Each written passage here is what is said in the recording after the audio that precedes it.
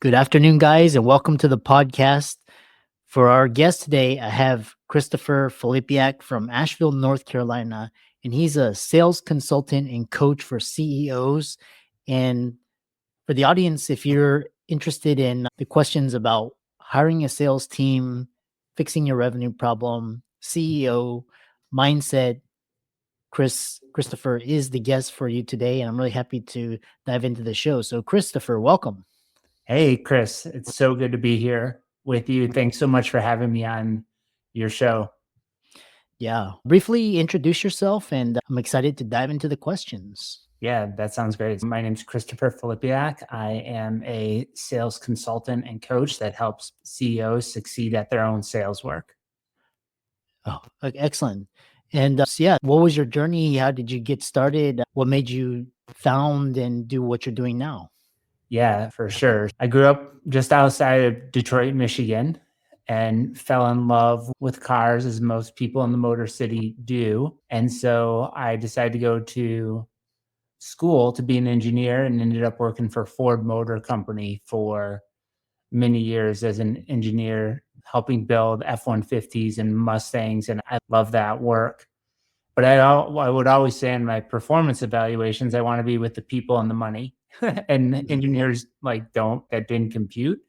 And Yeah. so I figured that was an opportunity for me to go back to grad school and get my MBA, and also a chance to move out of Michigan and down to North Carolina because the weather's much better down here, as well as some other reasons. So after grad school, Chris, I ended up working for a marketing, sales, and data consultancy, consulting into Fortune 500 companies.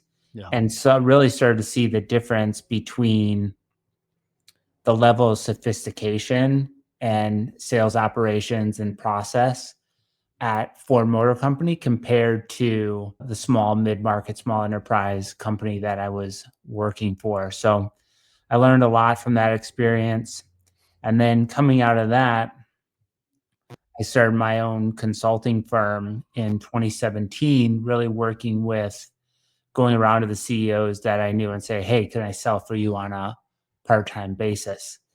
I called it business development as a service at the time. And from there, that really helped me learn how to set up my own sales operations, my own sales enablement to be able to sell for multiple companies simultaneously successfully. And what I noticed is that those businesses that I was selling for were really lacking some fundamental pieces in their sales operations that would make everything work much better for them. So from that, I started helping them build out their sales systems, their sales operations, helping them build out their sales teams.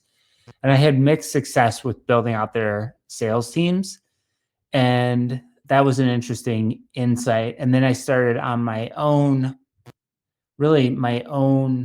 journey into mindset and understanding what was going on with me internally that was creating the results that I saw externally. And because I was having so much growth in my own awareness and results by working on my own mindset, I said, hey, I got to start to bring this to the CEOs that I was working with. And that brought me up to about COVID times, a little bit after COVID. And about that time, I started to do some bench work for a much larger consulting firm. And within the period of about a year, I had worked with over 150 professional services businesses, marketing agencies, consulting firms, really to help assess and understand what was going on with their sales operations, and then write scaling roadmaps for those businesses. And one of the things that I found through that work and through my own market research is that a lot of the time the sales teams did not work out. Founders, CEOs would hire salespeople, and then they would end up firing those salespeople. And another thing, when I wrote the pro formas, the financial pro formas and projections, when we looked at the revenue goals, we found that a significant portion or all of those revenue goals could be accomplished by the CEO being involved in sales and business development in a very short amount of time. So I really wrapped my business around supporting CEOs to be successful with their own sales work, because I think they are the easiest, fastest, most profitable way to drive revenue within a business, but they need some help to do that because they have so much on their plate. And so that's been the focus of my business over the last couple of years. Mhm. Yeah, and one of the things you talk about is this idea is that you talk about why hiring a sales team won't fix your revenue problem and what will. So what are your thoughts on that topic? Yeah. So when you look at making sales, like sales comes down to a few fundamental things. It's really about creating and having conversations, and then having some fundamental pieces, some fundamental workflows in place. And so where a lot of business owners and CEOs go wrong is they want to hire salespeople or to fix something that's not working in the business fundamentally. Like maybe your market is off, or maybe your offer is off, or your messaging is off, or you have a sales process that doesn't result in you creating and having those sales conversations. So, what I saw in my experience is CEOs would bring in salespeople to help scale revenue when they hadn't looked at the fundamentals underneath the business on what was required to actually enable a salesperson to be successful. So it's a two-step process. You have to make sure that the business itself is sales ready. And then once your sales system is working, you can bring in salespeople to help scale that. But if you bring in salespeople to help drive something that's not working, you're going to have a really bad day. The other challenge is if the business doesn't want to grow enough revenue to properly compensate the sales team at the level required to have a functional and performant A level sales team, a lot of times the financials won't work out, right? Quick example of that is that if you need to pay your sales team 10 to 20% on revenue, which may be high, may be low, it's all relative, but you're only doing 10% margins, that doesn't work out. Like the math doesn't work out. So those are the two areas where I see sales teams not fixing the business or the revenue challenge, is that they can't outsell some fundamental problem in the business because the business isn't sales ready, or the math. The business hasn't done the math and figured out how to compensate the sales team and still turn a profit within the business. Yeah. Interesting. And you have a sales playbook for the CEO and 5 daily habits to grow your business faster. So what is that? Yeah. Thanks for the question. I think the daily habits they really come down to creating clarity on what you want. I talk about this idea of cause and effect. There's this law of cause and effect, right? And the the it basically says that we live in a world of cause and effect, and effects have specific causes, and causes create specific effects. And so, for whatever effect you want, whatever result you are looking at when it comes to business, the cause of that result is going to be your mindset, your strategies and tactics, and your activity. Okay. So when we look at the habits, the 5 habits, the first one is creating clarity on what it is you want. That's the most important thing. So it's going, hey, what are the things that what are the things that I want and desire today? So you create clarity on that. And then you understand how to have the right mindset, right? So what is the mindset that you're bringing into your day? Third is, what are the strategy and tactics that I need to do? And then there's the activity portion going, am I going to actually do the strategies and tactics that I selected? So am I going to do the behavior? And then the last thing is, once you have that all figured out, is you layer that stuff onto your calendar, and then you just do the things that are required to create the result that you want. And I Mm. think if you do those things every day, right? Clarity on what you want, the right mindset, the right strategy and tactics, activity, and then use your calendar as a tool, you're going to create results in a very quick way. And most importantly, Chris, is that they're going to be the results that you actually want. Yeah. So then my follow-up question for you is you mentioned you were working a lot on mindset and the you said you have a system or a playbook for working less and selling more. So how is that different than the 5 habits and mindsets in the previous discussion?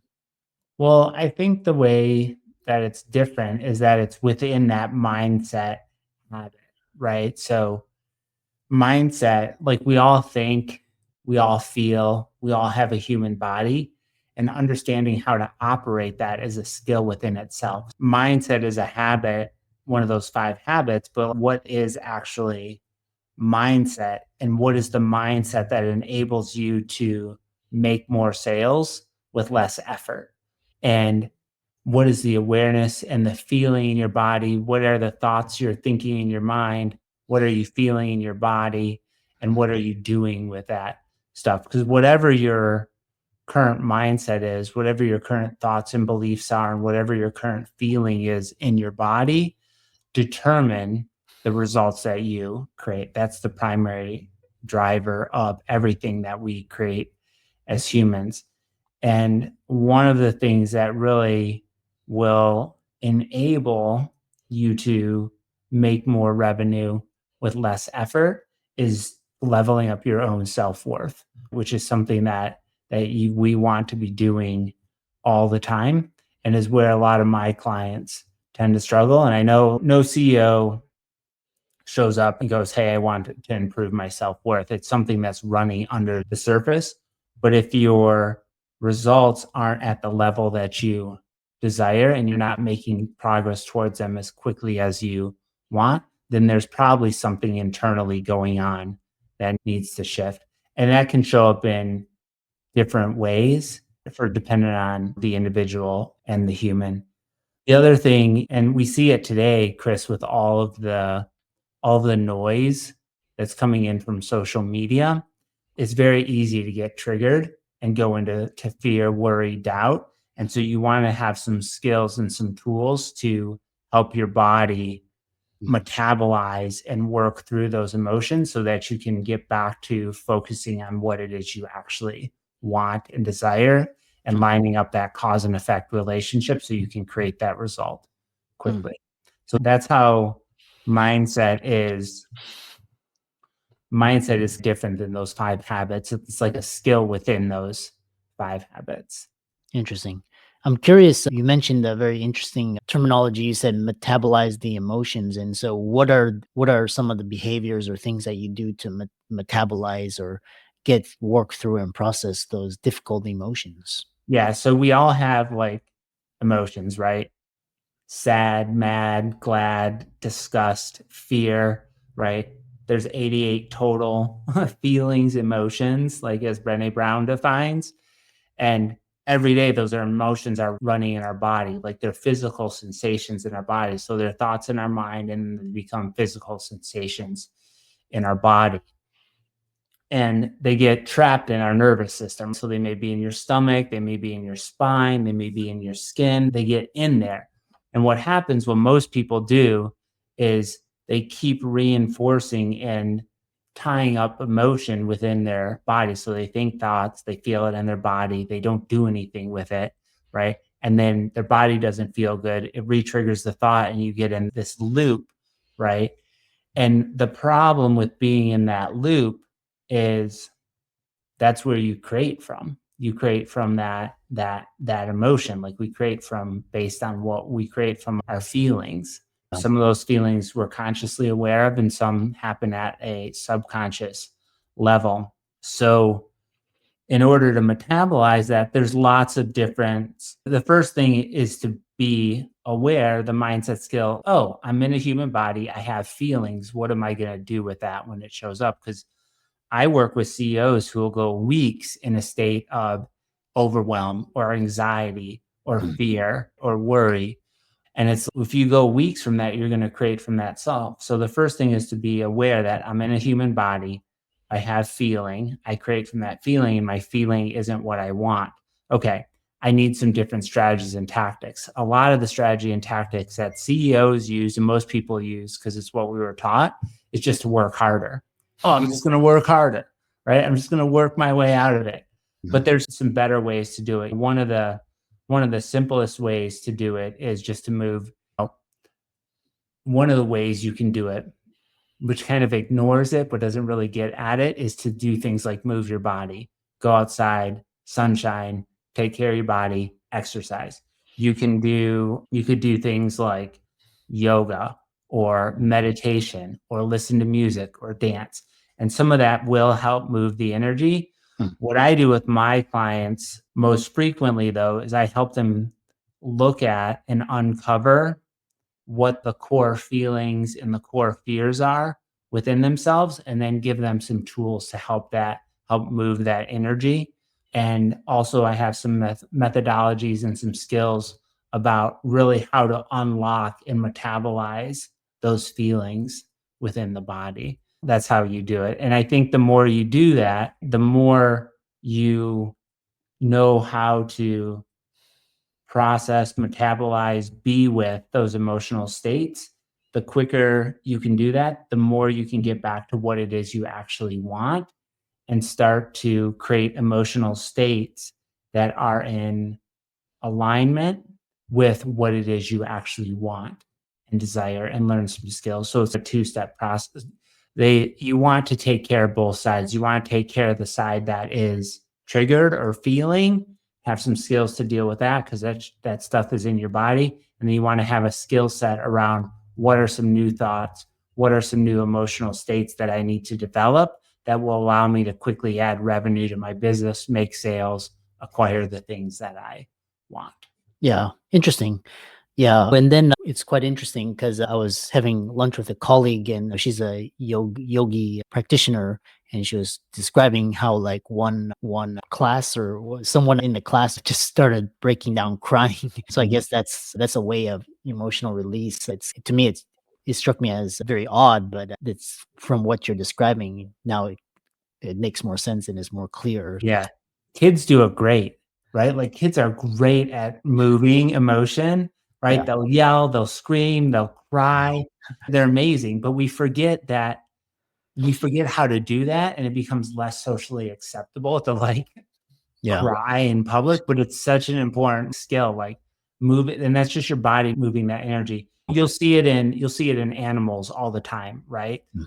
So what animals will do, like if you observe nature, if a rabbit is being attacked or chased by a wolf, Mm. right? If the rabbit gets away, what does it do? It shakes its body, and then it goes on. So that's the rabbit. Dogs do it too. That's nature shaking off the emotion and letting it move out of their nervous system. As humans, we need to relearn how to talk about emotion and to move feeling and emotion in our body. Interesting. Yeah, really fascinating. And so, to round it out, I love this idea because you teach CEOs to more confidence, clarity. And I think that segment where you're talking about metabolizing emotions and moving the energy is really key. And so, what is your idea or final thoughts on becoming stoppable?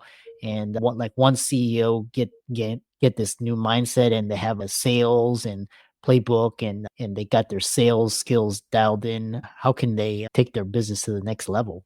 Yeah. So again, it's around those three pieces. It's about your mindset, your skill, your mindset skill, your strategies and tactics. And you want to make sure that those fundamental pieces are in place and you're always improving those. That's the idea of being a sales ready organization and going, okay, business is built on cause and effect. And if I can get the right pieces in place, the right strategies and tactics in place, then I can easily create the result that I want. A lot of times you can think of sales as a system of systems. And if there's something missing within your sales system, the whole thing doesn't work. So you need someone with some experience and know-how that has worked with dozens of businesses and looked at the sales operations to understand what pieces need to be in place and which ones you're just wasting your time on. I help my clients save a ton of time, not by just helping them with their sales work, but by going, hey, you can stop doing that. You can stop doing that. You can stop doing that. Right. These are things that aren't actually a cause of what it is you want. And when you have those two places, the key to becoming unstoppable is the activity piece, is doing those things every single day and improving, being your word, putting those things in place, and really learning a skill set around creating what it is you want whenever you want it, and being consistent with your mindset and consistent with your strategies and tactics. And if you do those two things, you can create anything you want really quickly. Interesting. If people listening to this and they really resonated with your experience, expertise, and wanted to connect with you, learn more from you, how could they do that? Yeah, the best way to get in touch with me is and find out what I'm up to, how I think about sales and revenue, is to check out my website. It's ChristopherFilipiak.com. And I'm also on LinkedIn.com/Christopher Filipiak. I'm active over there and I'm very easy to get in touch with. Yeah. Excellent. Yeah. I really enjoyed talking with you, and especially on that mindset and processing emotions. That was really interesting. And thanks so much for coming on, and keep up the great work. Yeah. Thanks so much for having me, Chris. I hope this was super valuable for your audience, and I'm looking forward to our next conversation.